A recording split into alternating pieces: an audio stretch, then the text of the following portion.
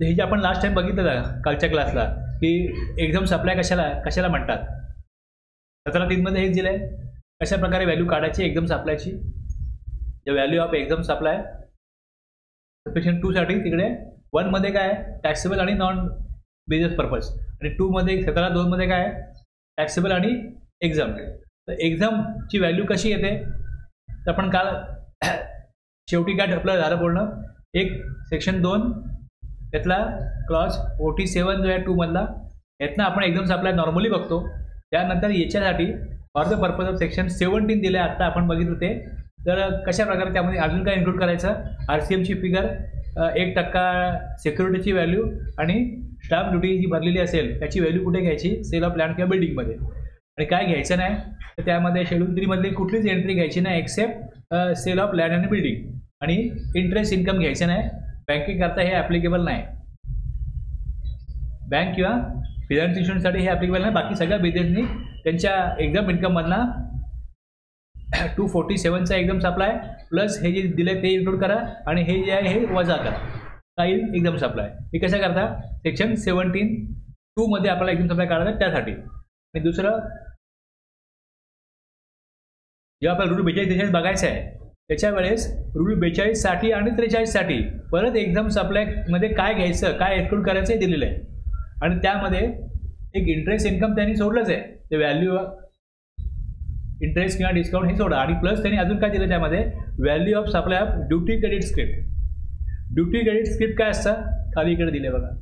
हा एक incentive scheme आहे. Export promotion benefit offered by the government of India under the foreign trade policy. म्हणजे आपला foreign currency भारतामध्ये यावी म्हणून त्यांनी काय केलं आहे एक बेनिफिट दिलं आहे. Under the FTP foreign trade policy scheme intend to incentives export of goods manufactured in India or product in India or exported from India, the duty credit script can be utilized. जसं आपण ITC वापरतो ना input credit मिळतं तसं हे जे duty credit script आहे हे वापरू शकता कस्टम ड्युटीज भरण्याकरता on the payment of GST for payment of GST. आता हे जे आहे custom duties on import of काय आलं इकडे pay custom duties on import of inputs or goods. आणखीन हे जे ड्युटी क्रेडिट स्क्रिप्ट आहे वेगवेगळे कस्टमचे जे काय टॅक्सेस आहेत ते भरण्याकरता ते वापरलं जाऊ शकतं. आता समजा एखाद्या व्यक्तीकडे ड्युटी क्रेडिट स्क्रिप्ट असेल तर तो ते दुसऱ्याला विकू शकतो. माझ्याकडे आहे पण मला उपयोग नाही आहे तर मी तुम्हाला विकू शकतो. ज्यावेळेस मी तुम्हाला विकू शकतो तर हे GSTच्या पेमेंट करता वापरला जात नाही. ड्युटी क्रेडिट स्क्रिप्ट आहे हे GST सेटअप करता येत नाही पण इतर कस्टमसाठीच येते. पण ज्याला उपयोग नाही ते ट्रान्सफरेबल आहे दुसऱ्याला तो ते देऊ शकतो. त्याच्याकडे आहे त्याला जो टॅक्स भरायचा आहे कस्टमचा कुठलाही त्यात तो वापरू शकतो. तर तुमच्याकडे तुम्ही मला सेल केलं ते ड्युटी क्रेडिट स्क्रिप्ट तुमच्याकडून माझ्याकडे आले तुम्ही मला फुकट देणार नाही ना. ठीक आहे तुमच्याकडे समजा 25,000ची व्हॅल्यू असेल तुम्ही मला की 10,000 घे माझ्याकडनं मी तुम्हाला 10,000 दिला हा सप्लाय झाला तुमचा. मग हे जे आहे हा जो एकदम सप्लाय आहे त्याची व्हॅल्यू आहे किंवा हा सप्लायमध्येच येत नाही एक तर टॅक्सेबल सप्लाय किंवा दुसरा एकदम सप्लाय किंवा तिसरा तो शेड्यूल 3 मधला आहे काहीतरी असेल. आता ह्याची व्हॅल्यू जर का हा समजा एकदम सप्लायमध्ये येत असेल येतो ओके जर लक्षात घ्या तर मग याची व्हॅल्यू एक्सक्लूड करा एक्झाम सप्लायमधला हे दिलेलं आहे. जसं इंटरेस्ट इन्कम आहे हे एक्झाम सप्लायमध्ये येतं पण for the purpose of rule 40 to 43 ते घेऊ नका एक्झाम सप्लायमध्ये ती व्हॅल्यू घेऊ नका. एकूण टर्नओव्हर किती आहे हे बघायला लागतं. टॅक्सेबल टर्नओव्हर किती आहे एक्झामचा टर्नओव्हर किती आहे तर एक्झामच्या व्हॅल्यूमध्ये ही व्हॅल्यू घ्यायची नाही. कळलं. ड्युटी क्रेडिट स्क्रिप्ट हा एक बेनिफिट आहे तो दिला जातो. जसं आपलं इलेक्ट्रॉनिक क्रेडिट लेयर आहे तर काय व्हॅल्यू असते त्याचं आपण सेटअप करतो. तसं हे ड्युटी क्रेडिट स्क्रिप्ट आहे एक व्हॅल्यू मिळते त्यातून तुम्ही कस्टमच्या ड्युटीज भरा. पण ज्याला त्याचा उपयोग नाही आहे तो दुसऱ्या व्यक्तीला ते ट्रान्सफर करू शकतो आणि दुसरा व्यक्ती त्याची कस्टम ड्युटी भरण्याकरता ते वापरू शकतो.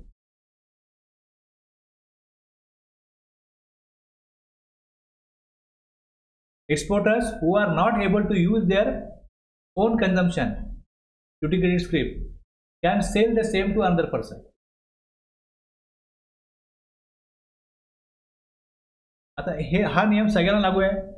आता एक्झाम सप्लाय जर असेल तर त्याच्यासाठी जे इनवर्ट सप्लाय घेतलेत आणि त्याच्यावर जो का टॅक्स पे केला आहे त्याचा इनपुट टॅक्स क्रेडिट मिळत नाही ॲज पर 17(2).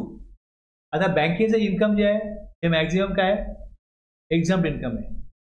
आता कोणी चेक रिटर्न केला बँक चार्जेस लावते, 200 रुपये चार्ज लावला त्यावर GST पण लागतो.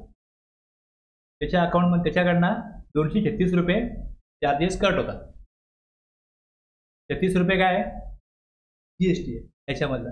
म्हणजे हे काय झालं टॅक्स अप्लाय झालं.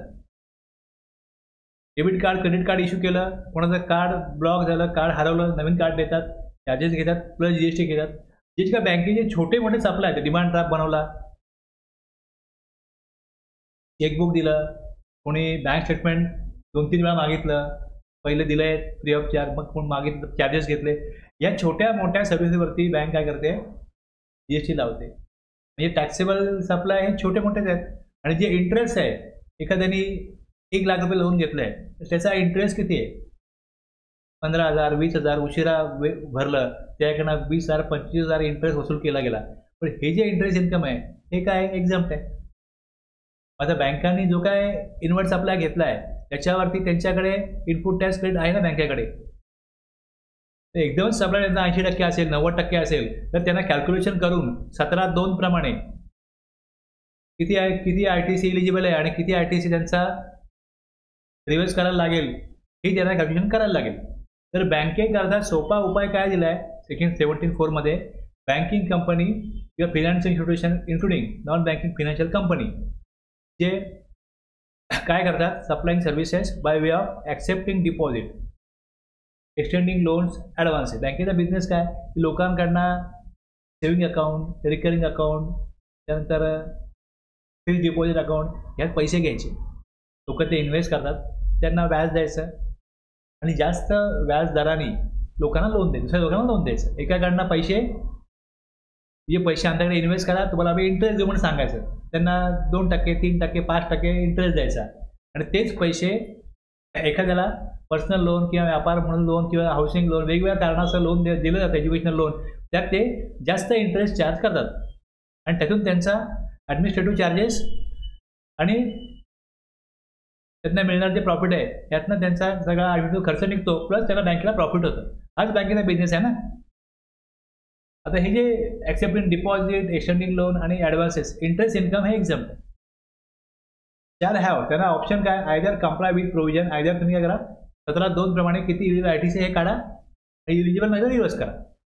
आणि दुसरं काय every month an amount equal to 50% of the eligible input tax credit on inputs, capital goods आणि input services in that month and the rest shall lapse. Calculate करा. 50% ITC मिळेल, 50% लॅप्स होईल.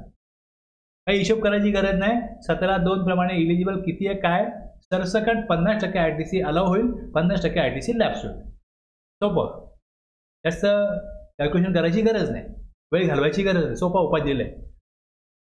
म्हणजे एक प्रकारे मेहरबान झालं आहे सरकार बँकिंग कंपन्यांवरती किंवा फिनान्शियल इन्स्टिट्यूशनवरती. सरळ आहे ना, तिथे 50%हून जास्त त्यांचा सप्लाय हा एक्झाम्प्टच आहे, हे माहिती आहे, तरी पण त्यांना ऑप्शन दिला आहे की तुम्ही 50% तुम्हाला ITC आम्ही देतो, घ्यायला देतो, घ्या.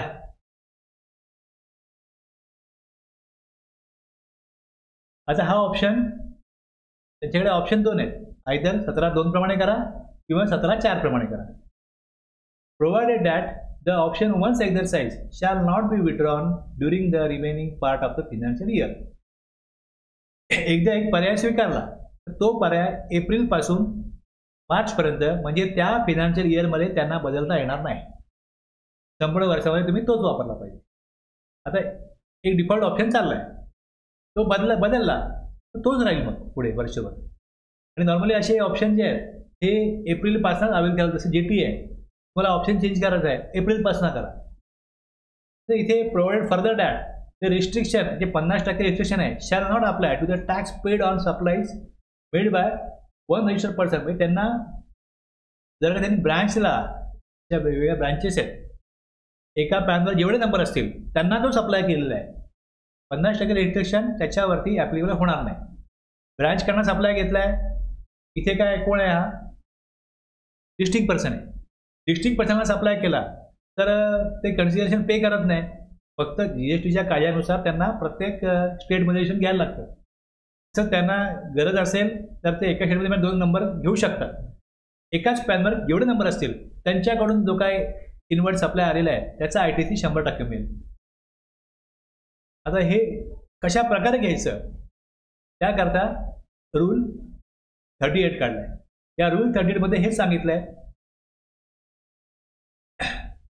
17(2) प्रमाणे एकतर घ्या, 17(4) प्रमाणे घ्यायचं असेल तर कशा प्रकारे घ्यायचा, प्रोसिजर काय असेल खाली दिलेलं आहे. प्रोसिजर अशी आहे, the said company or institution shall not avail the credit of tax paid on input आणि input services are use non business purpose. काही घेतलं ते मिळणार नाही, ते बाजूलाच काढा, ते इनवॉइस बाजूला काढा. त्यानंतर 17(5) मध्ये जे ब्लॉक आहेत ते बाजूला काढा. याच्या ITC कोणाला मिळतच नाही. 17(2) मध्ये मिळत नाही ना. 17(2) जरी विचार केला तरी 17(5) मधला ITC घ्यायचाच नाही ना, तो सेक्शन वेगळाच आहे. रूल 38 सांगतो की तुम्ही नॉन बिझनेस पर्पज घेतलेले इनवर्ट सप्लाय 17(5) मधले ब्लॉक झालेले ITC आहेत, ती अमाऊंट, ते इनवॉइसेसची अमाऊंट बाजूला काढा. त्यानंतर the said company or institution shall avail the credit paid on input services referred to in the second proviso. Second provision मध्ये डिस्ट्रिक्ट पर्सन आहे, डिस्ट्रिक्ट पर्सनचे जे इनवॉइस असतील ते कव्हर होणार नाही, तर ITC पूर्ण मिळेल, 100% मिळेल. आता जे बाकीचे इनवॉइस आहेत 50% of the remaining amount of ITC shall be admissible to the company. Eligible किती आहे मला? 50%. नॉन बिझनेस पर्पजचे इनवॉइसेस ITC मिळत नाही, ब्लॉक क्रेडिट ITC मिळत नाही, ब्रँचचे इनवॉइस आहेत ITC 100% मिळेल. हे सोडून बाकीचे इनवॉइसवरती 50% ITC अवेल होईल, करता येईल, 50% रिव्हर्स करायला लागेल. म्हणजे इथे होईल काय की ज्या वेळेस तुम्ही एखादा स्क्रुटिनी कराल मला हे दिसेल, त्याच्यामध्ये हे दिसेल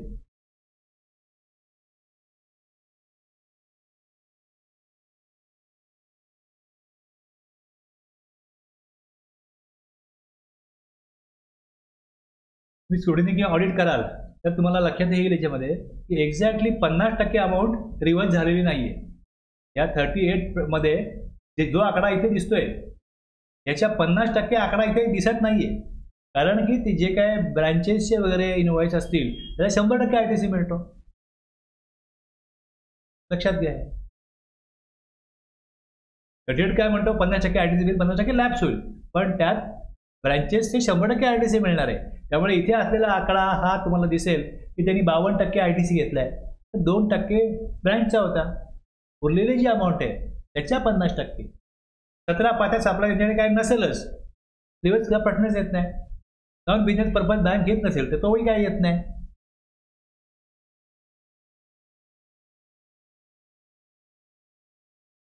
कन्क्लुजन काय की avail every month an amount equal to 50% of the eligible ITC on input capital goods आणि input services in that month and the rest shall lapse.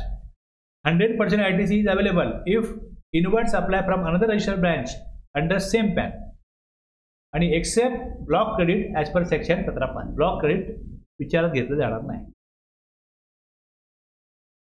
इतरांकरता एवढं सोपं कॅल्क्युलेशन नाही आहे. त्यांच्याकरता 17(6) प्रमाणे कशी वाटणी करायची, ITC किती इलिजिबल आहे आणि किती ब्लॉक आहे याकरता 17(1) मध्ये जे नॉन बिझनेस पर्पज सप्लाय घेतला गेला, 17(2) मध्ये एक्झाम सप्लाय आहे त्याचा ITC किती ब्लॉक होईल, त्याचं वाटप कसं करायचं, कसं अपॉर्च्युनिमेंट करायचं याकरता 2 रूल बनवले. इथे आपल्याकडे कॉमन गेड हा शब्द येतो की असं क्रेडिट आहे, supplies use for business plus non business purpose, supplies use for making taxable plus dividend supply as well as exempt. Non business purpose आहे business purpose plus non business purpose. ठीक. आणि दुसरं जे आहे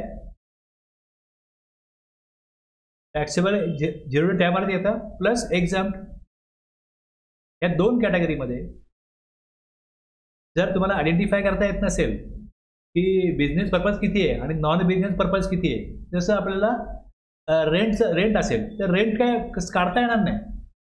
फॅक्टरी रेंट आहे, त्या फॅक्टरीमध्ये जे गुड्स बनले त्यातले काही मी काल सांगितलं तुम्हाला, त्यांनी समजा 1000 एका लॉटमध्ये शूज बनवले असतील तर 50 पेअर मित्रांना दिले.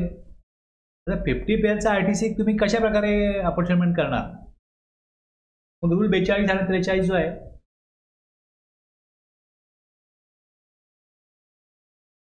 अपॉर्च्युनिमेंट ITC 42 कसा करताय, इनपुट आणि इनपुट सर्व्हिसेस करताय, आणि रूल 43 कसा करताय, कॅपिटल गुड्स करताय. आता जे इनपुट घेतलं जातं ते प्रोडक्शन प्रोसेसमध्ये वापरलं जातं, फायनल प्रोडक्ट बनतं. आता ते प्रोसेसिंग करण्याकरता जी मशिनरी लागते, जी मशिनरी ज्यामध्ये प्रोसेस होतं, ती मशिनरी, तो जो ITC आहे तो ते अवेल करणार ज्या महिन्यातला इनवॉइस आहे त्या महिन्यात ते अवेल करणार संपूर्ण 100%. अगोदरच्या लॉमध्ये वॅटमध्ये काय होतं, काय काय स्टेटमध्ये कॅपिटल गुड्सचा इनपुट क्रेडिट अलाउ करतच नव्हतं की नाही घ्यायचं. एक्साइज ड्युटीमध्ये 50% यावर्षी घ्या, 50% पुढच्या वर्षी घ्या. ही मशीन घेतली आहे त्या वर्षी एक्साइज ड्युटी भरलेली आहे प्लस वॅट पण भरलं आहे. तर काही स्टेटमध्ये अशी पद्धत होती की मिळणारच नाही ITC. फक्त आम्ही तुम्हाला इनपुटचा म्हणजे जे परचेस केलं आहे ITC देऊ, सेल केलं आहे, आउटपुट टॅक्स मायनस इनपुट संपला विषय. पण त्यामध्ये कॅपिटल गुड्स विचारात घ्यायचीच नाही. तुम्ही जे विकत नाही आहे, कॅपिटल गुड्स विकणार नाही आहेत, त्याचं ITC मिळणारच नाही.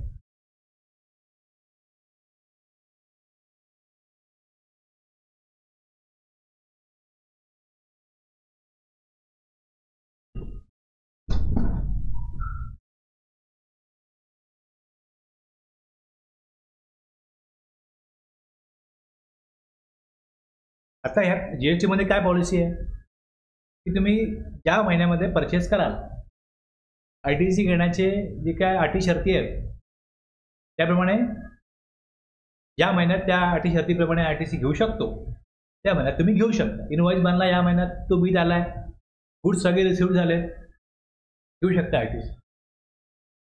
पण मग ती मशीन यूज होते टॅक्सेबलला पण आणि एक्झामला पण. तर मग जो ITC अवेल केला आहे दर महिन्याला त्यातली काही अमाऊंट ही रिव्हर्स करायला लागेल, आणि ही संपूर्ण प्रक्रिया, ही संपूर्ण प्रोसेस रिव्हर्सलची 60 महिने चालेल. 60 महिने, 5 वर्ष. त्याचं एस्टिमेटेड लाईफ जे आहे हे 60 महिने 20 क्वार्टर 5 वर्ष आहे. 60 महिने 60 मंथ्स, 3 महिन्याचा एक क्वार्टर असतो म्हणजे 20 क्वार्टर, आणि त्याप्रमाणे 5 वर्ष हा हिशोब ठेवायचा. आता हे सगळं जे करायला लागतं ह्याच्यासाठी काय आहे, परत जेव्हा ऑडिट किंवा स्क्रुटिनी होणार त्यावेळेस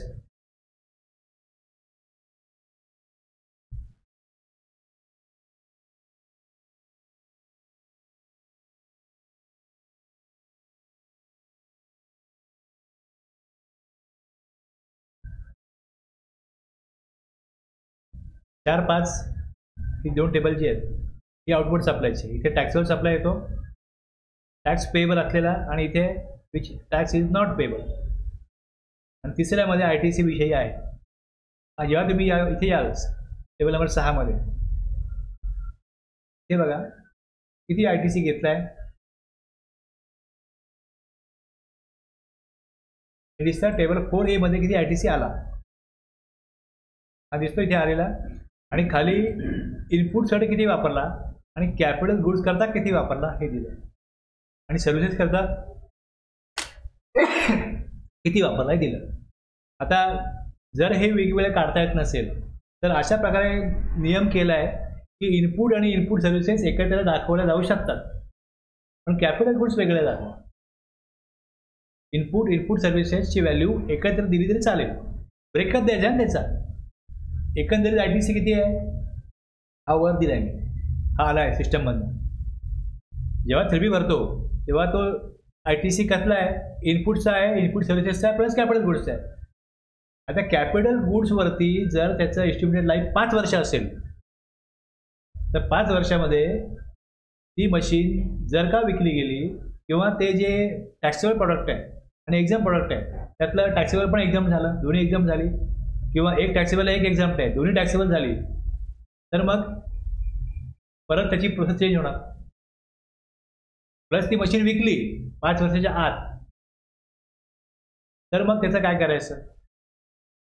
मग ह्याच्यासाठी त्याच्यावरती काही लायबिलिटी येऊ शकते टॅक्सपेअरची.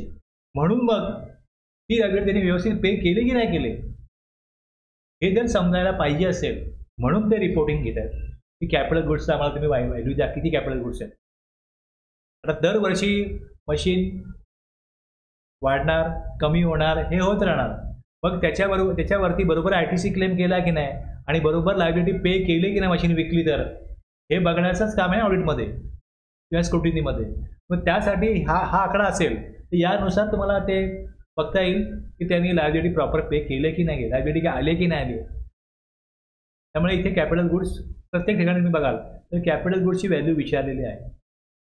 कॅपिटल गुड्सला महत्त्व आहे. इनपुट सर्व्हिसेस एकत्र आहे, काय फरक पडत नाही त्याच्यावरती काय नाही. आता तुम्ही घेतला ITC इलिजिबल आहे, त्याच्या पुढे काय होत नाही, या महिन्याच्या पुढे काय नाही. एकदा का इलिजिबल आहे पण कॅपिटल गुड्स ITC इलिजिबल असेल तरी पण त्याची एस्टिमेटेड लाईफ जर का 5 वर्ष आहे तर 5 वर्षापर्यंत त्याच्यामध्ये जे काय बदल होतील त्यानुसार त्याची ITC त्यांनी घेतला आहे त्या मशीनवरती लायबिलिटी क्रिएट होऊ शकते. मग जर क्रिएट झाली तर त्यांनी प्रॉपर भरले की नाही आणि हे जे 60 महिने तो रिव्हर्सल करतोय त्याच्यात जर का त्यांनी प्रॉपरली रिव्हर्सल नाही केलं तिथनं पण लायबिलिटी क्रिएट होईल. रिव्हर्स करायला पाहिजे होते 12 रुपये, मी 10 रुपये रिव्हर्स केले, 2 रुपये कमी केले ना, म्हणजे रिव्हर्स 2 रुपये लायबिलिटी येणारच आहे. 42 मध्ये काही नाही, एकदा ITC घेतला का घेतला. आता परत त्यामध्ये असं आहे की ज्या वेळेस रूल 42 मध्ये अशी त्यांनी प्रोसिजर ठेवली आहे की तुम्ही मंथली रिव्हर्सल करा प्लस इयरली परत रिकॅल्क्युलेट करा. एप्रिल टू मार्च काय करा, रिव्हर्सल करा. समजा मी एप्रिल टू मार्च रिव्हर्सल केलाच नाही रिव्हर्सल, तर आता हे वर्ष संपलं 22-23, मी रिव्हर्सल केलाच नाही आणि एकदम मी वर्षाच्या शेवटी केला रिव्हर्सल, तर 1 एप्रिल ते जेव्हा रिव्हर्सल केला तिथपर्यंत इंटरेस्ट पे करायला लागतो. रिव्हर्सल व्हॅल्यूवरती इंटरेस्ट पे करायला लागतो. कधीपासून मी रिव्हर्सल कधीचा केला, एप्रिल मे जून जुलै ऑगस्ट सप्टेंबर ऑक्टोबर नोव्हेंबर डिसेंबर जानेवारी फेब्रुवारी मार्च, याचा रिव्हर्सल मी मेला केला. तर 1 एप्रिल ते 18 मे म्हणजे 18 मेला केला. इंटरेस्ट फक्त तेवढाच लागेल. जितकी अमाऊंट रिव्हर्स केली आहे त्याच्यावरती इंटरेस्ट 1 एप्रिल ते 18 मे पर्यंतच लागेल. महिन्याला केला नाही केला, जेव्हा कधी करीन 1 एप्रिल टू जेव्हा करीन त्या डेटपर्यंत इंटरेस्ट भरायचं. हे 2 ऑप्शन आहेत. रूल 43 मध्ये असा काय ऑप्शन नाही. एकदा तुम्ही रिव्हर्सल केलं का नंतर परत त्याच्यावरती बघितलं जातं. पहिले रिव्हर्सल होईल तोच फायनल, परत इयरली मॅचिंग इयरली रिकॅल्क्युलेशन नाही.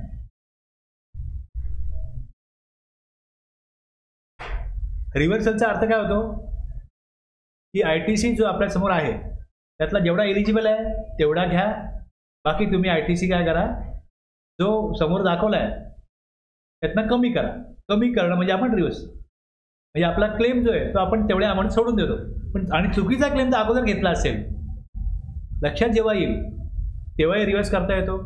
तसंच काही तरतुदी अशा आहेत, तसं आपलं 180 दिवस ही प्रोव्हिजन बघितलं आपण एक, ज्यामध्ये सप्लायरला पेमेंट नाही केलं म्हणून रिसिपियंटनी काय करायचं, ITC रिव्हर्स करायचं. जे काय त्यांनी फुल किंवा पार्ट पेमेंट केलं असेल,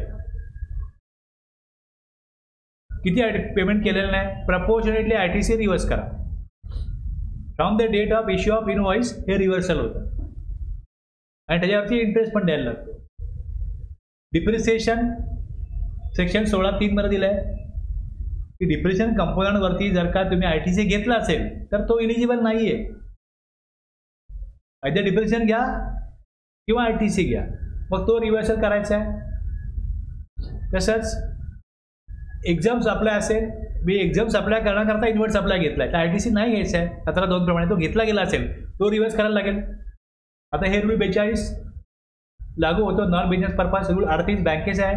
बँकेने चुकीचा ITC घेतला, ते परत रिव्हर्स करतील. घेतला बरोबर तर बरोबर आहे, तो रिव्हर्स करायचा आहे.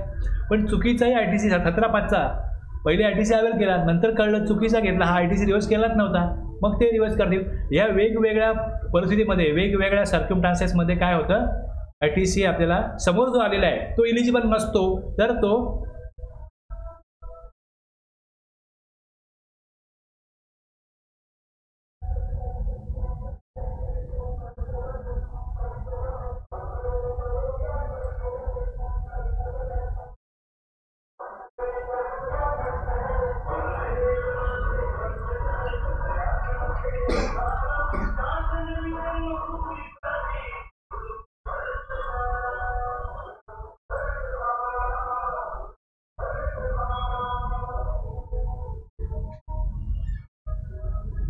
डॅशबोर्डमध्ये तुम्ही जे काही इन्व्हॉइस ॲक्सेप्ट, जो काही टॅक्सपेअर इन्व्हॉइस ॲक्सेप्ट करेल ते इथे आले, त्याचा ITC इथे आला, बा हा माझा सप्लाय आहे. गुड्स घेतले, तर सर्व्हिस रिसिव्ह केलेली आहे, सप्लायरनी ESR1 फाईल केला आहे, टू बीट आले, ॲक्सेप्ट केले. आता यातून बघायचं आहे की रूल 38, 42, 43, 17(5) मध्ये कुठला ITC जो ब्लॉक असेल ज्या इन्व्हॉइसचा, तेवढी अमाऊंट इथे घ्यायची. एक दुसरं, 180 दिवसामध्ये जर का पेमेंट नसेल केलं तर मग तो ITC पण रिव्हर्स करायला लागेल. तो रिव्हर्स जो करायचा आहे, जो नंतर अवेल करायला असेल तर अदरमध्ये घ्यायचा. आणि 38चा एकदा रिव्हर्स झाला, बँकेने कॅल्क्युलेट केलं की आपला 50% ITC रिव्हर्स झालं आहे, तो पुन्हा काय अवेल करण्यासारखी परिस्थिती येऊ शकत नाही. Once reverse, finally reverse. 42, 43 आणि 17(5). 180 दिवसाचा कसं आहे, आता रिव्हर्स होईल, सप्लायरला पेमेंट केलं तर मग तो ITC परत रिअवेल करता येईल. मग त्याकरता इकडे अदरमध्ये ती अमाऊंट टाकायची. आलं लक्षात?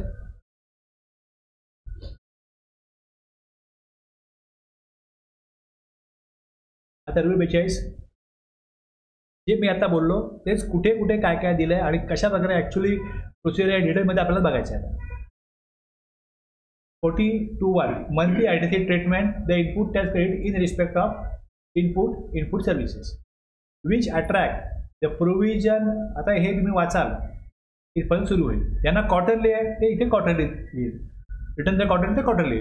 मंथली ITC ट्रीटमेंट काय असेल,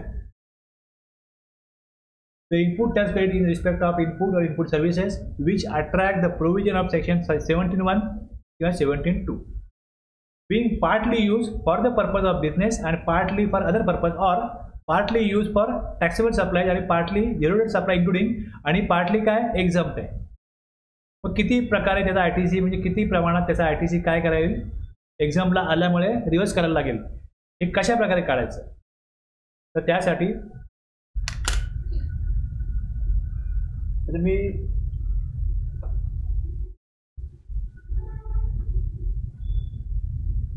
माझी इन्व्हॉइसची फाईल काढीन अशी.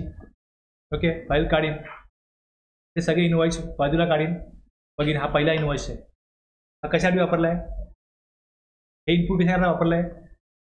जर मला लक्षात आलं की पहिले काय माझ्याकडे पूर्ण फाईल आहे, या फाईलमध्ये सगळे इन्व्हॉइस आहेत, 100% इन्व्हॉइस या फाईलमध्ये.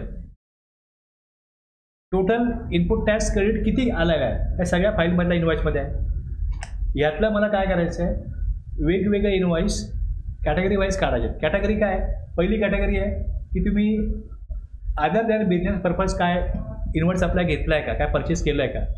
जर ते असतील ते मी वेगळे काढीन. म्हणजे बघीन हा काय घेतलं आहे आणि हे काय बिझनेस करता घेतलेलं आहे, माझा पर्सनल आहे, हा काढा बाजूला. असे 10 आहेत. किती इनपुट असं यूज केलं, इनपुट टॅक्स ॲट्रिब्युटेबल टू इनपुट्स, म्हणजे या 100% जे आहे ते काय T आहे. या T मधले T1 पहिली category T1 non business purpose कुठला इन्व्हॉइस आहे, त्याच्यामधला टोटल ITC किती आहे, तो आला 10. इन्व्हॉइस मी वेगळे ठेवले. बाकीचे इन्व्हॉइस आहे त्यातले सांगितलं बघायला की टोटल इन्व्हॉइसमधलं जे आहेत एक्झाम सप्लाय करता किती वापरलं ते काढा, ते आले 10.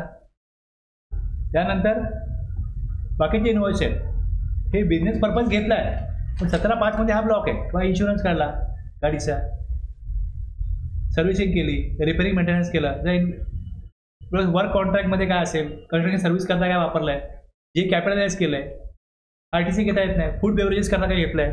17 5 किती आहेत? 5. म्हणजे ह्या 100मधले 10 10 आणि 5 25 रुपयाचा तुम्हाला इनपुट क्रेडिट मिळणार आहे की नाही? काय मिळणार ना? नो ना. आता उरले किती? 75. आता हे जे उरलेले 75 आहेत याला म्हटलं जाईल कॉमन क्रेडिट 1. तुम्हाला पहिल्या लेवलला हे 3 वजा केल्यानंतर काय मिळालं? 1. आता ह्याच्यामध्ये काय केलं गेलं आहे? जे आता इनवॉइस उरले ह्याच्यामधले काही इनवॉइस असे आहेत की जे स्पेसिफिकली यूज केले गेले इनपुट सर्व्हिसेस जे वापरले गेले आहेत other than exempted but including zero rated supply, म्हणजे टॅक्सेबल आणि झिरो रेटेड वापरले गेले असे किती आहेत? 55. म्हणजे या 55चा RTC मिळणार की नाही मिळणार? यस, मिळणार आहे. वरती आपण 25चा मिळणार नाही काढलं. 100मधनं 25 आणि 55 हे वजा केले तर उरले किती?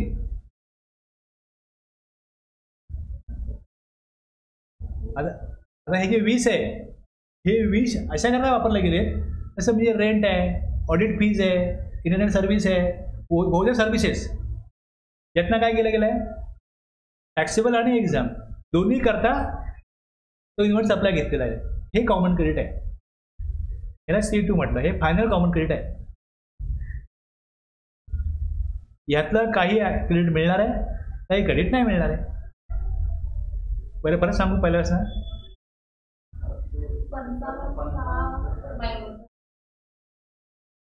आता जसं तुम्हाला हे क्लिअर आहे की non business purpose exam supply करता आणि हे मिळणार नाही क्रेडिट. तसं हे जे आहे 55 हे टॅक्सेबल सप्लाय करताच घेतलेला इनपुट सर्व्हिस आहे. टॅक्सेबल सप्लाय करताच ते घेतलंय, लक्षात घ्या. जो टॅक्सेबल सप्लाय होतोय, आउटपुट टॅक्स जो कलेक्ट करतोय त्याला जे इनपुट लागलं. नॉर्मली बघा कसं आहे की हे सगळं करायचं आहे, हे सगळं करायचं आहे. माझ्याकडे एक प्रॉडक्ट ए आहे, दुसरं प्रॉडक्ट बी आहे. प्रॉडक्ट ए माझ्याकडे टॅक्सेबल आहे, प्रॉडक्ट बी हे एक्झम्प्ट आहे. आता जर मला प्रॉडक्ट ए साठी जे इनपुट लागतं, समजा पी लागतं, क्यू लागतं, आर लागतं, एम लागतं, तर टॅक्सेबल प्रॉडक्टसाठी जे मी पी क्यू आर एम मागवीन ते परचेस ऑर्डर वेगळी पाठवीन, ते वेगळं मागवीन. बी साठी पण मला इथे पी लागतं, बी साठी पण मला एम लागतं, बी साठी मला इथे टी लागतं. हे मी परचेस ऑर्डर वेगळं देईन, वेगळं मागवीन. हे मी करू शकतो ना, समजलं. पण आता फॅक्टरी रेंट तुम्ही बोलाल, हे कसं करणार अपॉर्च्युनमेंट? 10 लाख रुपये रेंट भरलं आणि त्याच्यावरती 1,80,000चा काय GST भरला गेलाय, याचा RTC घ्यायचा आहे ना, पण तो संपूर्ण मिळणार नाही ना. असे मी 55 कसे म्हणतोय? 55 हे असे आहेत की ज्याच्यामध्ये स्पेसिफिकली तो एक्झाम टॅक्सेबल सप्लाय करण्याकरताच, हा टॅक्सेबल सप्लाय करण्याकरताच मी हे जे मागवलंय ते आहे. तो RTC मला 100% मिळणार ना. कळलं आता? T4 काय? T4 हे असं आहे, अदर दॅन, भाषा असं काही कन्फ्युजन झालं, other than exempt but including zero date. तो एक्झाम सप्लाय जरी असला पण झिरो डेटचा असेल तर RTC मिळतो त्याचा. अदर दॅन एक्झाम म्हणजे टॅक्सेबल आले आणि झिरो डेट पण त्यामध्ये आले, म्हणून तरी म्हटलं की but including zero dated other than exam. An amount of input tax credit attributable to inputs and input services intended to be used exclusively for affecting supplies कुठले? other than exam, पण त्याच्यामध्ये झिरो डेटचे येणार नाही. other than exam म्हणजे taxable plus zero date करता जे input आणि input services घेतलेले आहेत त्याची व्हॅल्यू 55 आहे. लॉ मेकर असं खात नाही, ते असं प्रॉब्लेम तोच आहे, म्हणून आपलं कन्फ्युजन होतं. सरळ सांगा ना, की मग हे टॅक्सेबल आणि एक्झाम सप्लाय करा तुम्ही इनपुट घेतला असेल त्याची व्हॅल्यू द्या इकडे, T4 ती आहे 55. त्याचं वरती क्लिअरली दिलं की नॉन बिझनेस किती, एक्झाम किती, 17,500 किती. तसं खाली T4ला हे दिलेलं सांगितलेलं आहे की टॅक्सेबल सप्लाय करता तुम्ही जे इनपुट सर्व्हिसेस घेतले, टॅक्सेबलचा ITC 100% अवेल करता येतो, झिरो डेट सप्लायचा पण 100% अवेल करता येतो. मग झिरो डेट सप्लायचे आणि टॅक्सेबल सप्लायचे जे काही इनपुट आणि इनपुट सर्व्हिसेस असतील त्याचा ITC किती आहे, तो 55 आहे. म्हणून मी 55ला येच म्हटलं, 55चा ITC मिळणार आणि वर तुम्ही काढलं 25चा मिळणार नाही. 55 आणि 25 80 झाले, उरले 20. आता 20चा ITC किती प्रमाणात मिळेल आणि किती प्रमाणात मिळणार नाही. आता 20 इनपुट आणि इनपुट सर्व्हिसेस अशा आहेत की ज्या वापरल्या गेल्यात टॅक्सेबल आणि एक्झाम दोन्ही करता. आता टॅक्सेबल आणि दोन्ही करता जर ते इनवर्ट सप्लायमध्ये इनपुट टॅक्स पे केलाय तर तुम्ही आउटपुट टॅक्स किती दिलाय याच्या व्हॅल्यूज तुम्हाला लागतील. स्टेप 2 हे सांगतं की अपॉर्च्युनिमेंट जर करायचं असेल तर तुमच्याकडे या व्हॅल्यू पाहिजे की एक्झाम सप्लाय किती झालाय त्या महिन्यामध्ये. त्या महिन्यामध्ये 20 रुपये कॉमन क्रेडिट आहे जे वापरलं गेलं आहे taxable as well as exam सप्लायला. 20 रुपये तुम्हाला 20 रुपयाला किती ITC मिळणार आहे हे काढण्याकरता एक फिगर पाहिजे एक्झाम सप्लायची आणि दुसरी पाहिजे. आता तुम्हाला एक्झाम सप्लाय काढायला कसं सांगितलं ना, 17(3) मध्ये दिलंय. ते कशा करताय, 17(2) करताय, पण रूल 42 करता कसं काढायचं, त्यात काय इन्क्लूड करायचं नाही हे त्यांनी दिलेलं आहे. तर त्याप्रमाणे तुम्हाला ते काढायला पाहिजे की एक्झाम सप्लाय काढलेला आहे. आता एक्झाम सप्लायची माझ्याकडे व्हॅल्यू आहे 400 रुपये आणि टोटल टर्नओव्हर किती आहे तो पाहिजे. एकूण टर्नओव्हर 1000 आहे, त्यातला एक्झाम सप्लाय.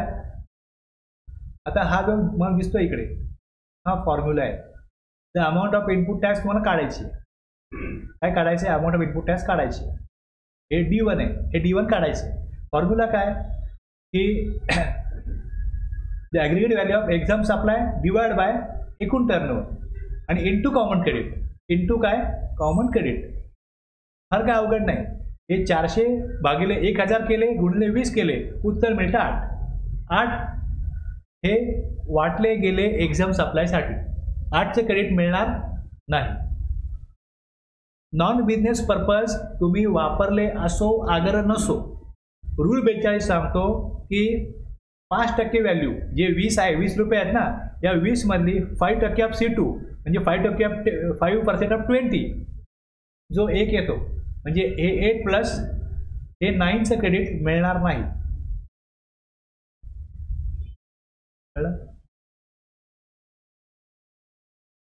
एक्झाम सप्लाय मी केला आहे पण नॉन बिझनेस पर्पज माझ्याकडे नाहीच, तरी पण तुम्ही कॅल्क्युलेट करायचं. 5% व्हॅल्यू त्याची वजा करायचीच कंपल्सरी. म्हणजे तुम्हाला 55 मिळणार आहेत, ते 9 गेले प्लस 11 आले म्हणजे 66 तुम्हाला एलिजिबल क्रेडिट आहे.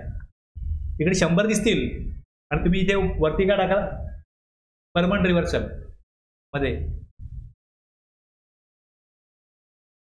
34 ना.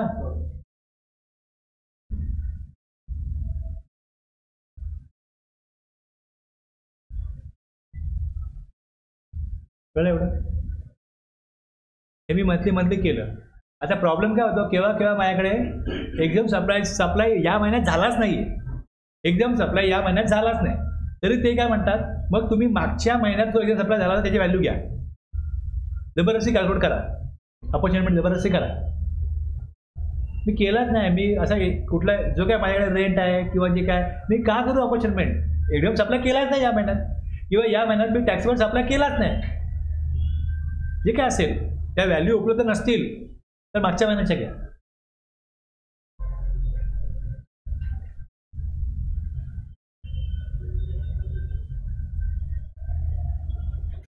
where the registered person does not have any turnover during the said tax period or the aforesaid information is not available, ती माहिती उपलब्ध नाहीये, तर द व्हॅल्यू ऑफ ई आणि एफ जी काय टोटल टर्नओव्हर किंवा एक्झाम सप्लाय व्हॅल्यू उपलब्ध नाहीये shall be calculated by taking of E and F त्या लास्ट टॅक्स पिरियडचा घ्या आणि कॅल्क्युलेट करा, काहीतरी रिव्हर्स करा.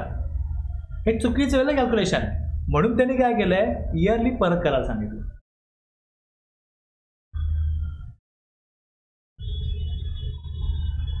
आणखीन एक त्यामध्ये क्लेरिफिकेशन काय दिलं आहे, जो एक्झाम सप्लाय आहे, it is hereby clarified that the aggregate value of exempt supply and the total turnover shall exclude, काय एक्सक्लूड करा, अमाऊंट ऑफ एनी ड्युटी और टॅक्स लिव्हिड अंडर एंट्री 84.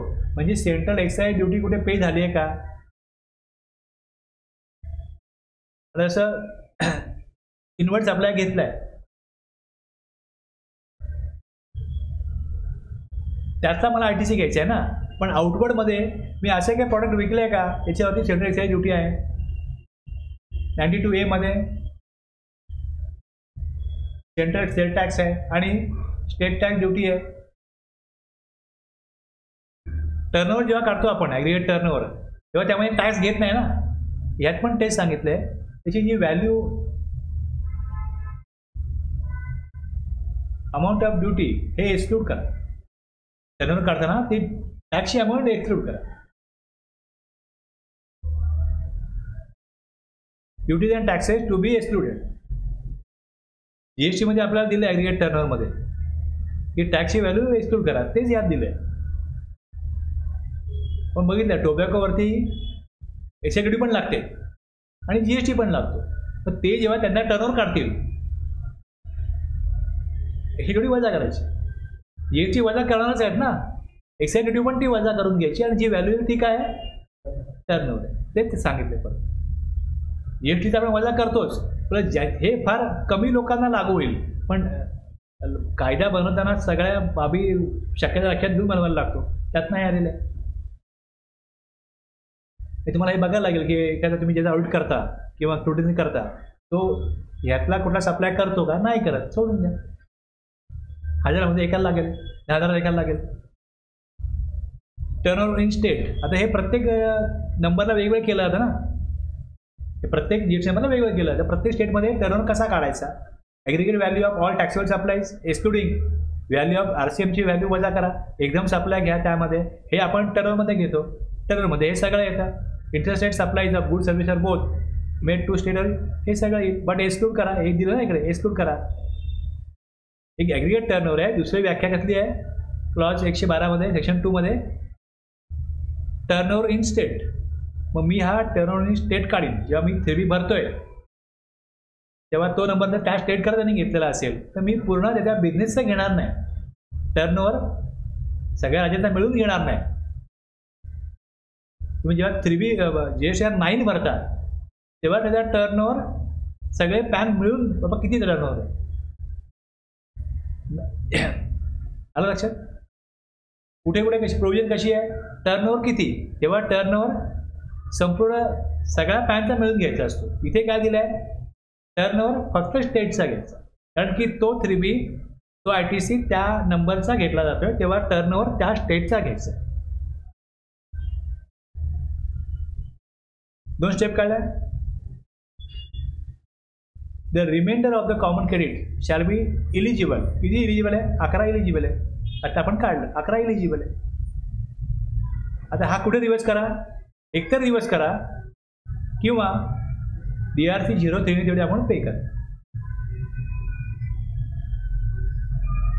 हे C3 D1 D2 कॅल्क्युलेट केले, हे IGSTचे वेगळे calculate करायचे, CGSTचे वेगळे करायचे, HGSTचे वेगळे करायचे,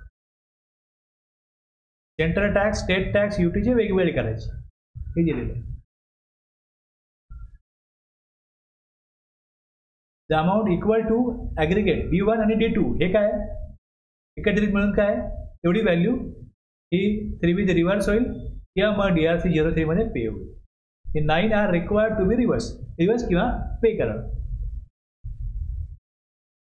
41(1) मध्ये जेवढे क्लॉज दिलेत त्यात जे काय दिले ते मांडले. फक्त तुम्हाला कळण्याकरता तिथे स्टेप 1 स्टेप 2 हे रूलमध्ये नाही आहे, हे आपण आपल्या अंडरस्टँडिंगसाठी टाकलंय की स्टेप 1 मध्ये काय करायचं. आपल्याला समजण्याकरता आपण हे घेत आहोत की पहिले तुम्ही फाईल काढा, इनवॉइस टोटल करा, ती टोटल जी काय असेल ती संपूर्ण टोटल क्रेडिट किती आहे. मी सोपं पडा म्हणून 100 घेतले, त्यातले नॉन बिझनेस पर्पज समजा हे नसतीलच तर काय येणारच नाही. एक्झाम्स आपल्याला किती आहेत तेवढे असले तर येईल. ब्लॉक क्रेडिट हे पण असलेच पाहिजे, नॉट नेसेसरी. हे तुम्ही प्रॅक्टिकली बघायला त्यातून कमी होणार काम. मग हे आले 75. आता याच्यामधले हे जे 25 आहेत आपण काढले, हे घेऊ शकत नाही ITC. त्यानंतर पुढे घेऊ शकतो 100%, ते 55 आहेत. कॉमन क्रेडिट 20 आलं. या 20 मधला किती क्रेडिट घेता येईल हे कळण्याकरता तुमच्याकडे एकूण टोटल टर्नओव्हर पाहिजे आणि एकदम सप्लाय किती रुपयात झाला हे पाहिजे. या दोन फिगर आल्या तर एकदम supply divide by total turnover into common credit. त्यातनं किती वाटणी होईल एक्झामला तेवढी ब्लॉक. 5% कॉमन क्रेडिटला काढले, 1 आला ते पण ब्लॉक. अशा प्रकारे 9 इनपुटर्स क्रेडिट 9चं घेता येणार नाही आणि 11चं घेता येईल. हेच याच्यामध्ये पुढे दिलं, 11चं घेता येईल, 9चं घेता येणार नाही. इलिजिबल किती आणि इनइलिजिबल किती हे स्टेप 3 मध्ये हे दिलं आहे. इलिजिबल किती आणि यात दिलं आहे इनइलिजिबल किती. आणि जे इलिजिबल आहे ते क्लेम करायचं, इनइलिजिबल आहे जे घेऊ शकत नाही आयदर रिव्हर्स करा किंवा मग DRE 03 पे करा. Final calculation of ITC. तसं माझ्याकडे टर्नओव्हरची व्हॅल्यू उपलब्ध नव्हती म्हणून मागच्या महिन्यात टर्नओव्हर घेतला आणि ते काढलं. आता हे केल्यानंतर final calculation the input tax credit determined under subrule 1 मध्ये 42 प्रमाणे आपण वरची प्रक्रिया केलेली आहे, दर महिन्याला केली किंवा क्वार्टरली केलेली आहे. त्यानंतर shall be calculated finally for the financial year before the due date of furnishing the return for the month of September following the end of the financial year to which such credit relates.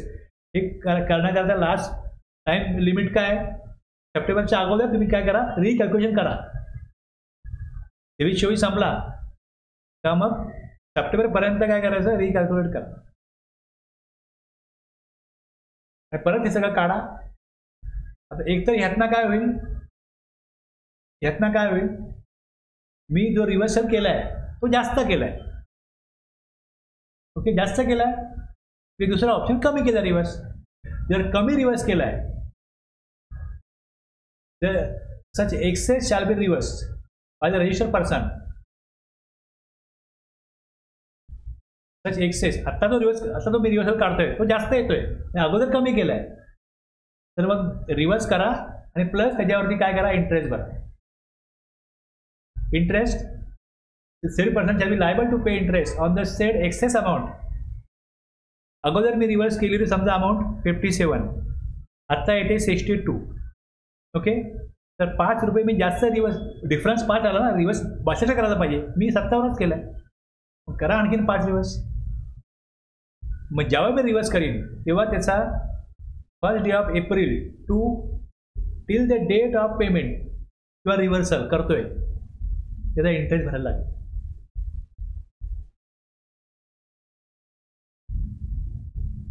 जे D1 D2 exceeds aggregate of the amount calculated finally.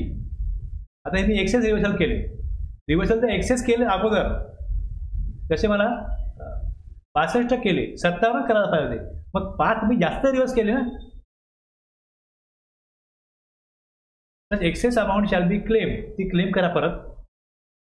100% claim करू शकतो in his return for a month not later than September following the end of the financial year to which such credit relates. सप्टेंबरपर्यंत एकतर तुम्ही पे करा किंवा avail करा. Short reversal झालंय तर रिव्हर्स करा, जेवढी शॉर्ट अमाऊंट रिव्हर्स झाले विथ इंटरेस्ट पे करा. आणि जर का एक्सेस रिव्हर्सल झाले तर एक्सेस अमाऊंट अवेल करा. सप्टेंबरपर्यंत हे केलं पाहिजे, त्यानंतर मग टाइम लिमिट संपले तर होणार रिव्हर्सल. ते नंतर मग डिपार्टमेंटकडे कंट्रोल आहे, ते चेक करतील, स्टुडंटनी करतील, नोटीस आली नाही आली तर ठीक आहे, आली तर मग ते काय इंटरेस्ट पेनल्टी आहे ते लागेल त्याला. कळलं?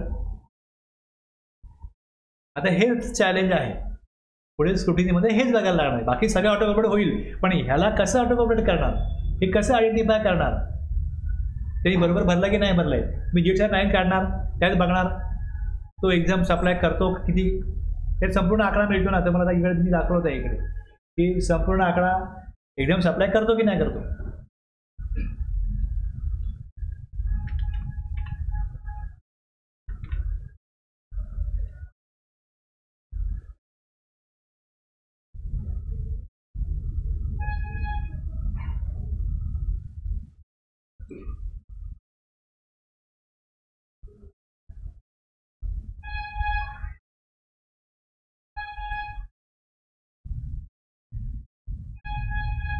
आता इथे बघा, इथे व्हॅल्यू दिसते, एक्झाम सप्लाय करतो की नाही करतो. इथे व्हॅल्यूज नसेल तर हे रिटर्न स्क्रुटिनीमध्ये घेण्याचा प्रश्नच नाही, नाहीच आहे त्याच्याकडे.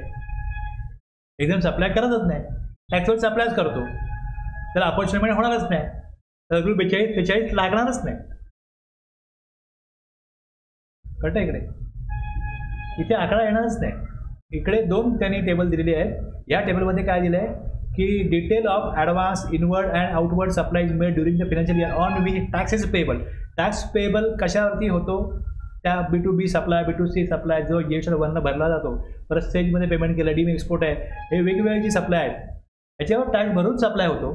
त्याच्या इकडे ब्रेकअपच्या व्हॅल्यू इकडे आहेत,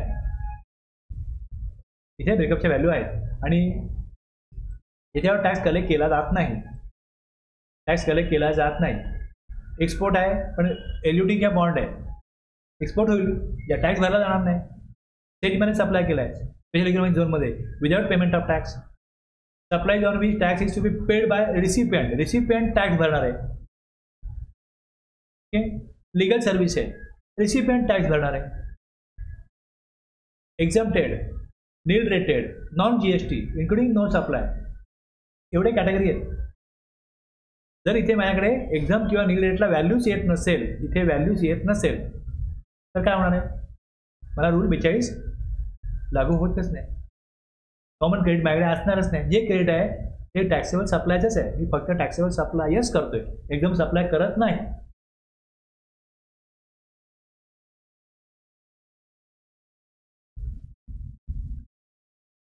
एक्झाम्पल घेतो मी. ओके, एक्झाम्पल म्हणजे आता जे काय महिन्याभरामध्ये इनवॉइस येतात त्यातून काय करायला लागेल, हे एक्झाम्पल दिले की हे एक्झाम सप्लाय करतात.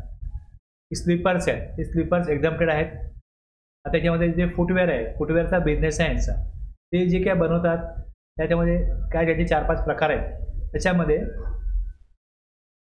T1 आपण बघितलं, नॉन बिझनेस पर्पज आहे. T2 बघितलं, एक्झाम सप्लाय करताय.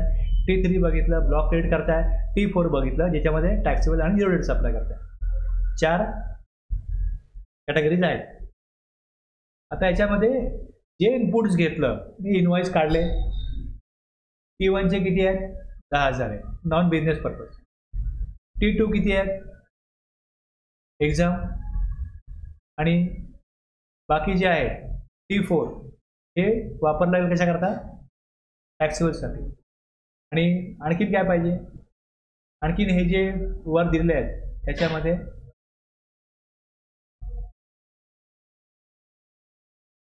हे 1,15,000 इनपुट्स ऑन ब्ल्यू डाय.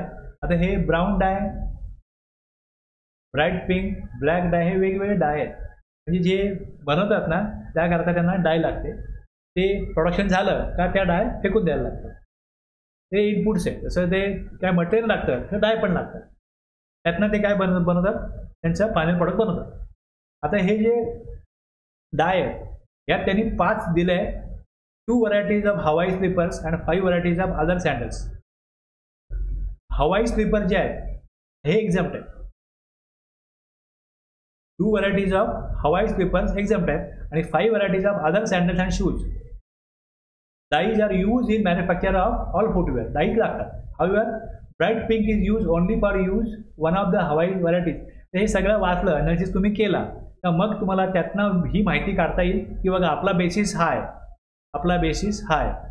यातनं आपल्याला बघायचं आहे की T1 का आहे का, T2 का आहे का, T4 आहे का, हे सगळं बघायचं आहे. थोडं इनपुट टॅक्स किती आहे, 2,55,000. आता यातून मग पुढे जाऊन तुम्ही 2,55,000 इथे काय काढणार, ब्रेकअप काढणार.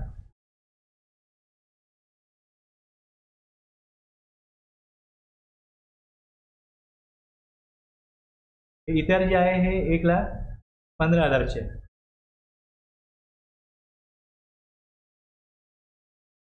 आता हे बघितलं असं. आता हे सगळं मी केल्यानंतर हे ॲक्च्युली मी जेव्हा टॅलीमध्ये एंट्री करतो ना तर मला टॅलीमध्ये या प्रकारे दिसतं. म्हणजे 2,55,000 आकडा दिसतो ना तिकडे, काय आला.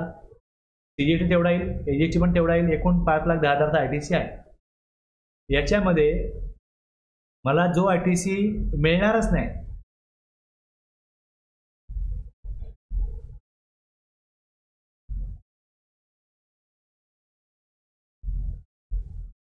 हे 10,000 नाही घेऊ शकत ना, हे 90 पण नाही घेऊ शकत ना, 1,00,000. फक्त इथे हे वरच इथेच टाकायचे आहेत. 17 पूर्वी काय होतं बघा, इथे रूल असा होता 17,500. आता नवीन रूल चेंज केला तर वरती आले, म्हणजे हे जे 1,00,000 आलेले हे पण इथे 17,500 वर दिलं असेल तर ते पण काय होईल, तिकडेच येईल. म्हणजे हे 1,00,000 आणि नंतर कॅल्क्युलेशन केल्यानंतर 74,750 या 255 मधला हे 1,00,000 प्लस 74,750 एवढं रिव्हर्सल होतं.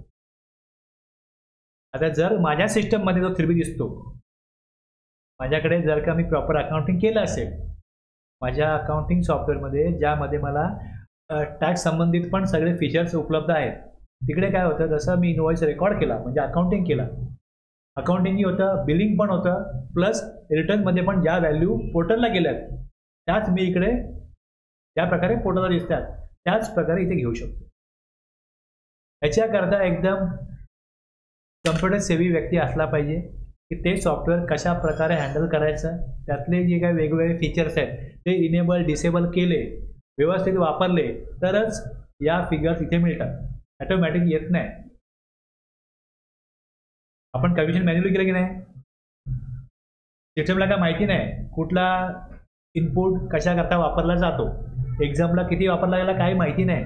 त्यामुळे कॅल्क्युलेशन केल्यानंतर एक्सेलला असो आणखीन मॅन्युअली हाती लिहून त्यांनी केलं, काही केलं, त्याला जेव्हा आकडा आला 74,750 किंवा जेव्हा कळला 1,00,000 हा नॉन बिझनेस पर्पज एक्झाम सप्लायचा असेल, त्यावेळेस तिकडे एक एंट्री करायला लागते, सिस्टीममध्ये एक एंट्री करायला लागते, ती एंट्री करायला लागते, त्याच्यानंतरच या फिगर इकडे दिसतात.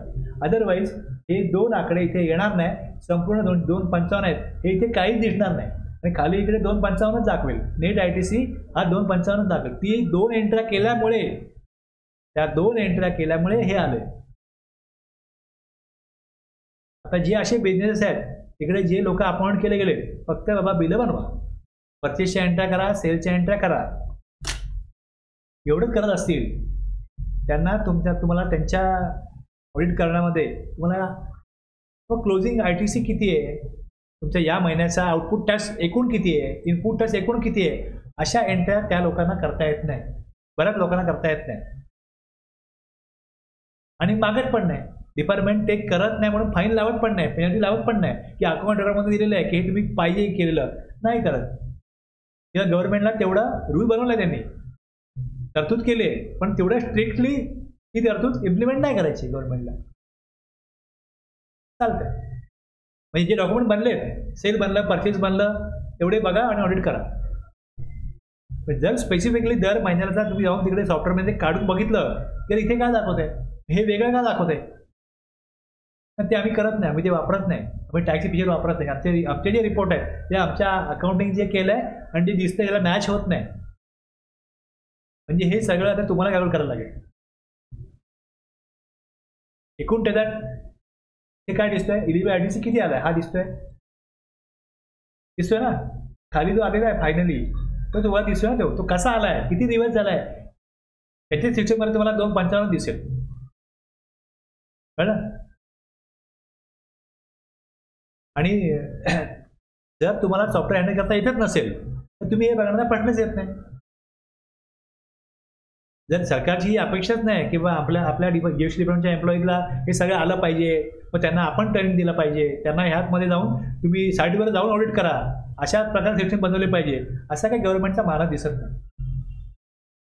जे तुम्हाला हाती लागतं ते घ्या, ऑडिट करा, जेणेकरून काहीतरी बघितलं जाते, त्यांना तेवढा भीती पुरेशी आहे, ते फ्रॉड करणार नाही. उद्देश हाच आहे फक्त की भीती दाखवायची आहे, भीती दाखवली म्हणजे लोक फ्रॉड करत नाही, एवढाच उद्देश असेल तर जे चाललंय ते पुरेसे आहे. पण रिअलमध्ये ऑडिट करायचं असेल तर प्रॉपरली तुम्ही नियम केला आहे, अकाउंट रेकॉर्ड मेंटेन करायला सेक्शन 55 दिलं, सॉरी 35 दिलेलं आहे, 35 मध्ये दिलं आहे त्यांनी की तुम्ही दर महिन्याला किती तुमच्याकडे आता एकदम सप्लाय किती आहे हे काढायचं ना सगळं, मग तशा प्रकारे मला अकाउंटिंग करता आलं पाहिजे, केलं पाहिजे, क्लिअरिटी येईल ना तिकडे. याचा बिझनेस आहे त्यालाच कळत नाही की आपल्याकडे एकदम सप्लाय किती आहे, टॅक्स सप्लाय किती आहे, उपयोग काय अकाउंटिंगचा. अकाउंटिंगचा उद्देश काय की तिकडे स्पष्टता आणायची, कुठलाही फ्रॉड होऊ नये, आपल्याला कळावं की आपण कुठे आहोत, अशा प्रकारे अकाउंटिंग केलं पाहिजे. कोण करते असं अकाउंटिंग, काही नाही करत, चाललंय. ओझोची लोकांचं असंच आहे. आलं लक्षात? तर याप्रमाणे जे काही इनवॉइस रेकॉर्ड केले जातात त्याच्यामध्ये ज्या परचेसच्या एंट्री केल्या जातील आणि त्यामध्ये जो CGST, SGST, IGST रेकॉर्ड होईल. आता माझ्याकडे IGST नाही आहे, त्यामुळे मी तो कॉलम इथनं घेतलेला नाही इकडे, फक्त हेच कॉलम घेतले, थोडे गरजेचे आहेत. आकडा आलाय. आपण जे रूल बघितला त्यातून जसं कॅल्क्युलेशन करायला लागतं तो रूल या सॉफ्टवेअरमध्ये काय केलं आहे, जी सेटिंग दिलेली आहे तुम्ही त्या रूलप्रमाणे रिव्हर्सल करताय. मग तिकडे मी ते ऑप्शन चूज करतो, मला ही एंट्री करायची आहे, एवढा आकडा मला वजा करून द्या. मग ती एंट्री येते, मला तेवढा आकडा त्याने वजा करून दिला. मी ऑप्शन दिला की अदरमध्ये टाका, मग ती अदरमध्ये येतं. जर मी ऑप्शन दिला की मला इथे 1 मध्ये टाकायचं आहे, मग संपूर्ण आकडा 1 मध्ये येईल. म्हणजे 1,74,750 एवढा संपूर्ण आकडा मला तिथे येईल. आता माझं जे ब्लॉक क्रेडिट आहे ते किती आहे, 1,00,000 आणि 42 प्रमाणे रूल जो दिला आहे त्याचं रिव्हर्सल 74,750 आहे. ओके, तुम्ही एक्झाम्पलमध्ये न जाता फक्त मी हा फॉर्मॅट लक्षात ठेवला की ह्यातून त्यांनी व्हॅल्यू ज्या काढल्यात त्या तुम्हाला काढाव्या लागतील, की तुम्ही काढाल. हे टॅक्सेबल आहे, हे आहे ते टॅक्सेबल आहे, हे पण टॅक्सेबल आहे, हे सगळं टॅक्सेबल आहे. त्याप्रमाणे काय येईल, त्याच्या व्हॅल्यू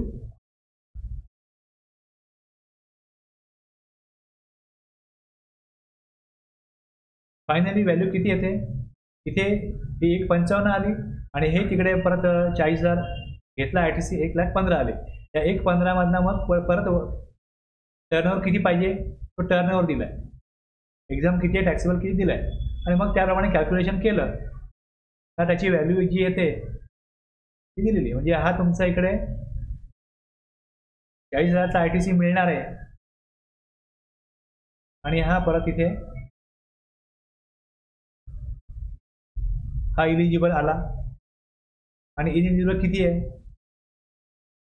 रिव्हर्सल किती पाहिजे, 74,750. आणि मग याप्रमाणे कुठल्याही सॉफ्टवेअरमध्ये अशा प्रकारे फीचर असतं.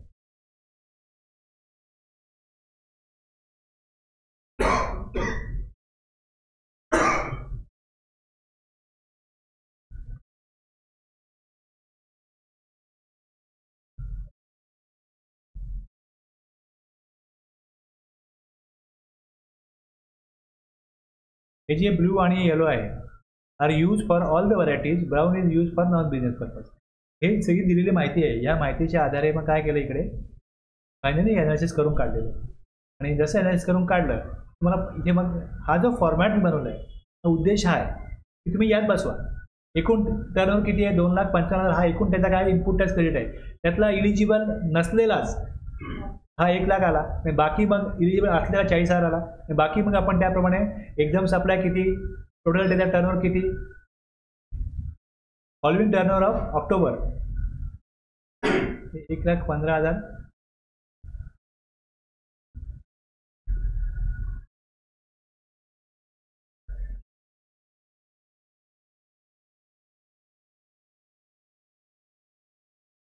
$1,15,000 हे कॉमन क्रेडिट आहे. 1,15,000 हे जे आहे हे टॅक्सेबलला पण वापरलं आहे आणि एक्झामला पण वापरलं आहे. हे दोन्ही मिळून हे जे आहेत हे कॉमन क्रेडिट आहे.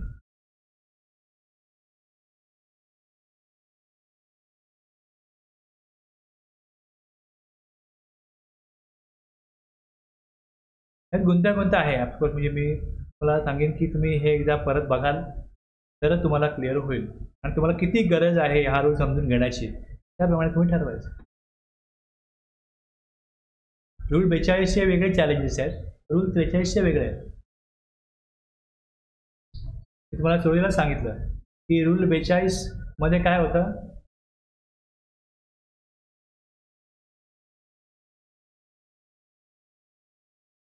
एक तुम्ही मंथली काढा आणि इयरली काढा. मी मंथली काढलंच नाही. मी जर मंथली कॅल्क्युलेशन करायला गेलो सगळ्या फिगर मला मिळवायला लागतात आणि ते करायला लागतं आणि इयरली परत करायचंच आहे. आता जर मी मंथली करेन तर समजा जे बिझनेस आहेत त्यांचा कोणतरी असा रिटर्न फाईल करणारा व्यक्ती असेल त्याकडे पाठवतील, ॲटलिस्ट तो 1,000 रुपये तरी घेईल ना प्रत्येक महिन्याचे. 1000 तरी घेईल, 1000, 2000, 5000 प्रत्येक व्यक्तीचा आपला फीज आहे तो घेईल. त्यांनी ठरवलं असं की अरे आपल्याला 11 महिने आपण करायचंच नाही, मार्चलाच करू. जेव्हा तुम्ही फेब्रुवारी रिटर्न भराल तेव्हा एप्रिल टू फेब्रुवारीचं बघा आणि मार्चचंही बघा, किंवा मार्च रिटर्न जेव्हा एप्रिलला भरतील तेव्हा तुम्ही एप्रिललाच करा. म्हणजे समजा 1 एप्रिल ते 18 एप्रिल इंटरेस्ट भरू आपण, एकदाच करा, इयरली एकदाच करा. मी मंथली केलंच नाही आणि इयरली करायचा विचार केला आणि सांगितलं की जेव्हा रिटर्न भरतोय आपण 20 एप्रिलला भरायचं ना रिटर्न. हे सगळं जरी हिशोब करायला गेलो आणि 25 एप्रिलला जरी आपण हे करू शकलो तरी चालेल, लेट फी धरू 5 दिवसाची. मार्च रिटर्न जेव्हा भराल तेव्हा 1 एप्रिल टू 25 एप्रिल इंटरेस्ट भरून घेऊ. मंथली करूच नका. हे कॅल्क्युलेशन करायचे, 5000 घेईल 10,000 घेईल तो करणारा घेऊ दे ना, इयरली करून घ्या कॅल्क्युलेशन तुम्ही. मंथली करायची गरज नाही, इयरली केलं चालेल. ओके. टर्नओव्हर एकूण वर्षाचा किती, त्यातला एक्झाम सप्लाय किती, हे सगळं काढलं, सगळ्या फिगर मिळवल्या, झालं. दर महिन्यात काय होतं, ह्या फिगर मिळवायला वेळ लागतो ना, मग दर महिन्याला रिटर्न 20ला होतच नाही, उशीरच होणार दर महिन्याला. एक्झाम सप्लाय किती, हे किती, असं तसं. त्यामुळे ते इयरली करायचं आहे. जो काय वेळ लागेल तो लागेल, इंटरेस्ट लागेल तो लागेल, एकदाच करायचं. रूल 43.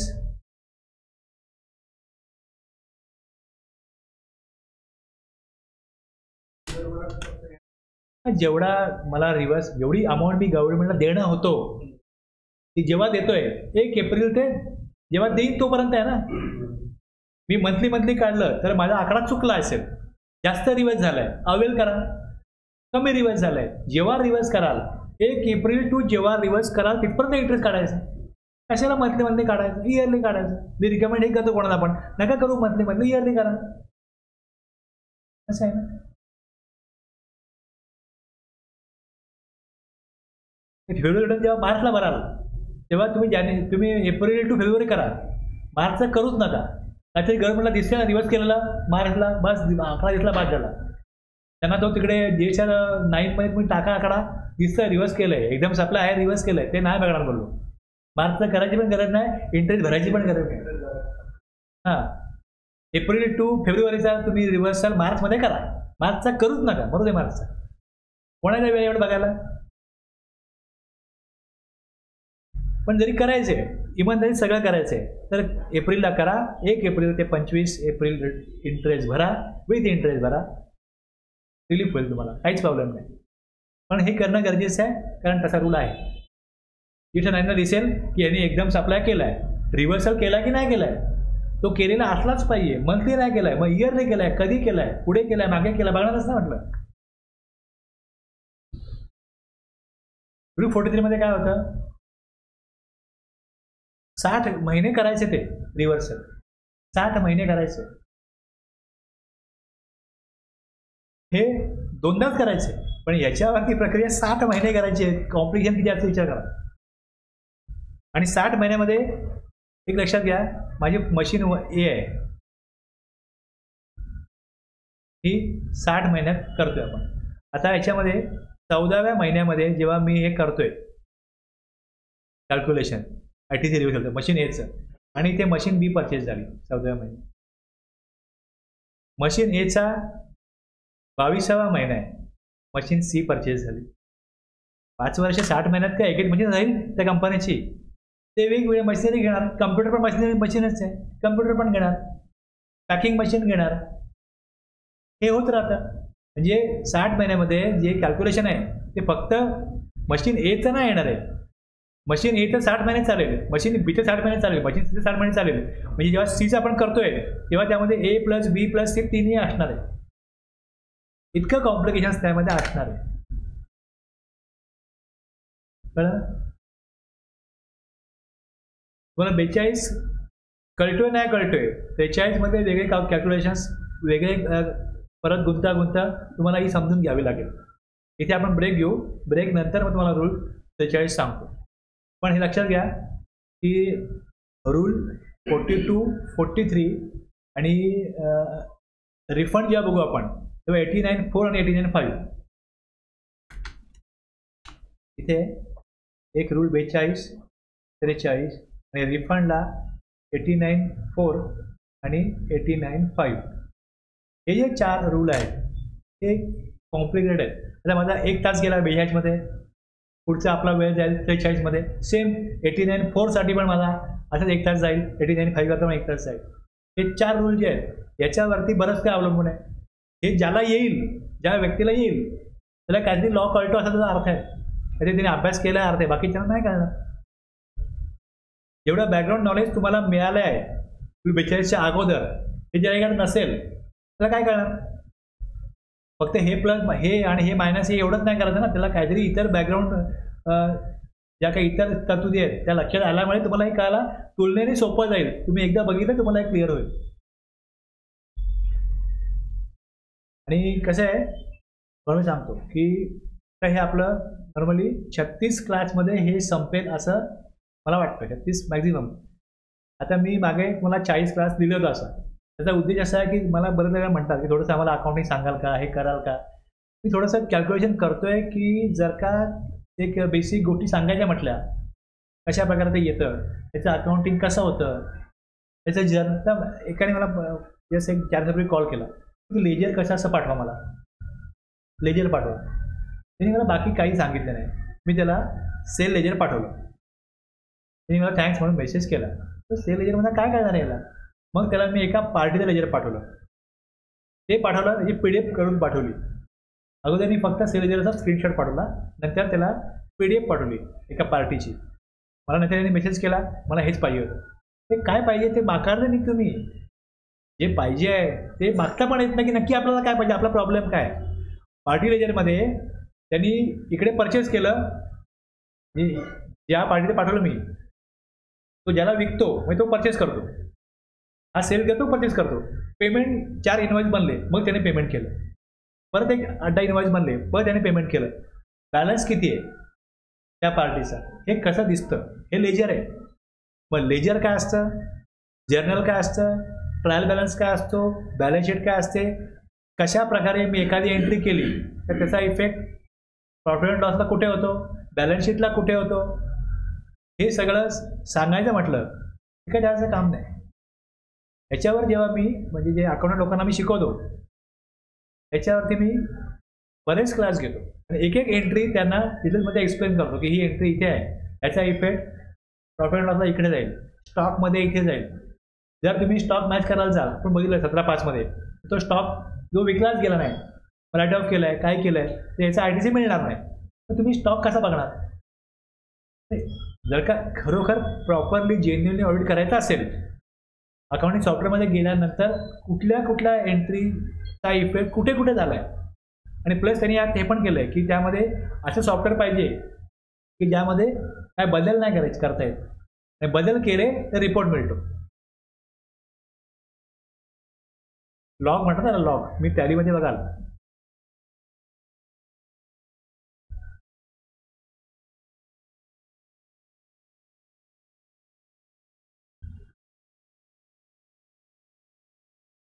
तुमची इच्छा असेल तर मी सांगेन, तुम्ही सांगाल तर सांगेन.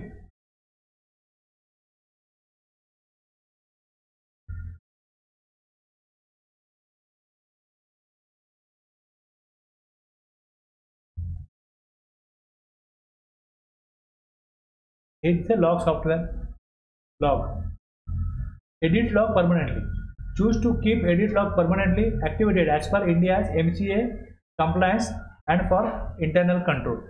एकदा काय एंट्री केली म्हणजे काय मॅन्युअल मिस्टेक होऊ शकतात, ती एंट्री बदलली जाऊ शकते, पण जे त्याचा रिपोर्ट बघता येतो की कुठल्या कुठल्या एंट्रीमध्ये चेंज कधी कधी केलं. आता एखाद्याचं बॅलन्स शीट बनली, छोटे बिझनेस जे असतात तर CA काय करतो, इन्कम टॅक्स भरतो. पण इन्कम टॅक्स आला 80,000, तो म्हणतो 80,000 एवढा भरायचा नाही मला. मग CA बोलतो मग काय करू, किती भरायचं तुला, मग मी 35-40 भरेन.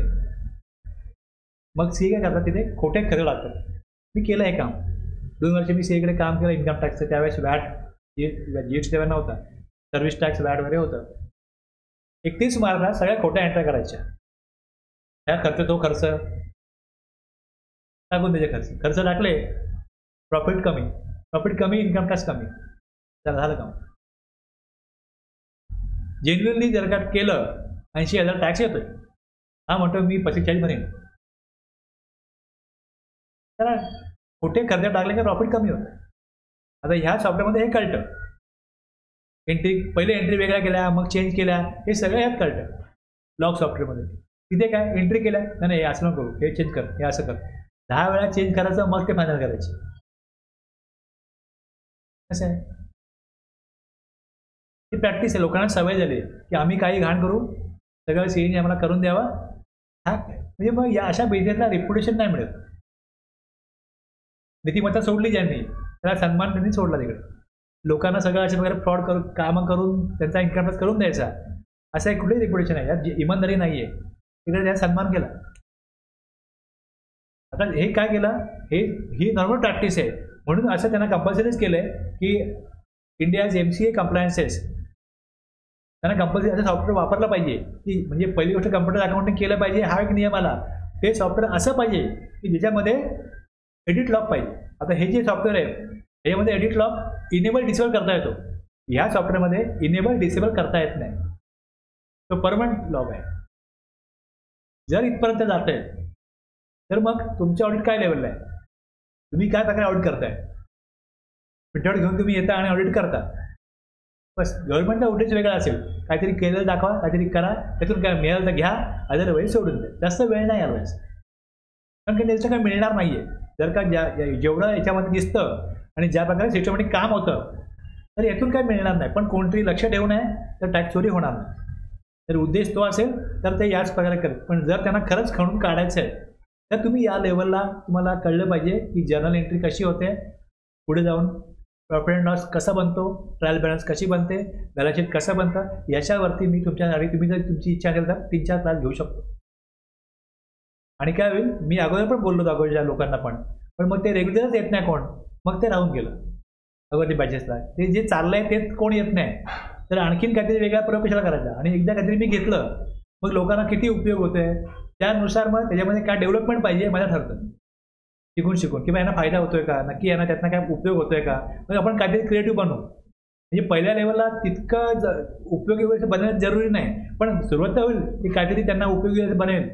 आता मी या नोटमध्ये म्हणजे बदल करतो, तुम्ही अगोदरच्या नोट्स बघाल तर त्याच्यामधलं आणि याच्यामधलं मी हळूहळू काय केलं, एक्झाम्पल किंवा अशा काही गोष्टी आहेत ज्या जास्त क्रिएटिव्ह होतील, किंवा असा स्टेप टाकल्यामुळे काय होतं की लवकर कळतं. हे सगळं शिकून मला शिकवताना काय अडथळा येतो, समोरच्याला समजताना काय अडथळा येतो, त्यामुळे मी नोट्समध्ये इझिली कळेल अशा प्रकारे डिझायनिंग करतो. ओके, ब्रेक घेऊया.